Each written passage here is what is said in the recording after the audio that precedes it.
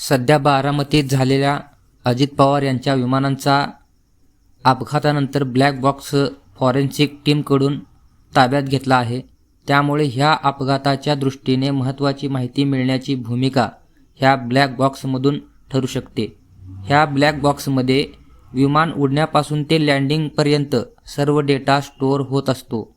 यामध्ये flight data recorder म्हणजे हवामान, विमानाचा वेग, इंधन साठा, ऑटो पायलट स्टेटस आणि विमानाची उंची आणि त्याची दिशा, आणि कॉकपिट व्हॉइस रेकॉर्डर म्हणजे पायलटचं झालेलं संभाषण आणि त्यांचा एअर ट्रॅफिकशी होणारा संवाद रेकॉर्ड केला जातो.